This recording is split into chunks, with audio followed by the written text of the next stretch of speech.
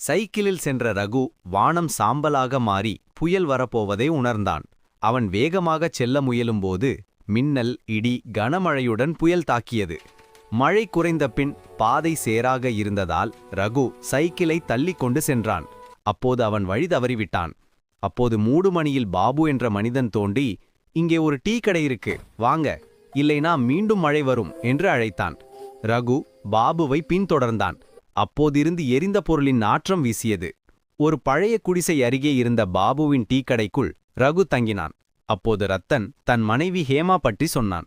ஹேமா வந்தபோது ரகு அவள் கழுத்தில் ஒரு இரத்தம் வழியும் பெரிய வெட்டுக்காயத்தை கவனித்து அதிர்ச்சியடைந்தான். அவள் ஒரு கணத்தில் மறைந்து விட்டாள்.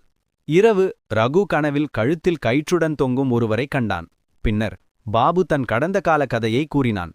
3 வருடங்களுக்கு முன் அவன் தன் மனைவி ஹேமா, அவளுடன் உறவு வைத்திருந்த ஷங்கரையும் கொன்றுவிட்டு வீடு முழுவதும் தீ வைத்து தானும் அதில் எரிந்தான். ரகு அவன் இருப்பது ஒரு சாபமான இடத்தில் இருக்கிறது என்று உணர்ந்தான். மறுநாள் காலையில் ரகு வெளியே வந்து பாபு தேடினான். டீ குடிசையோ அல்லது பாபுவோ இல்லை. அங்கே கழுப்பு சாம்பலும் எரிந்த கற்களும் மட்டுமே இருந்தன. அப்போது கிழிந்த ஓடுனியுடன் கழுத்தில் ரத்தம் சொட்ட சொட்ட வெட்டுக்காயத்துடன் ஹேமா அவன் வையை ஏந்தியவாறு நின்றாள். ரகு பயத்தில் மயங்கி கீழே விழுந்தான்.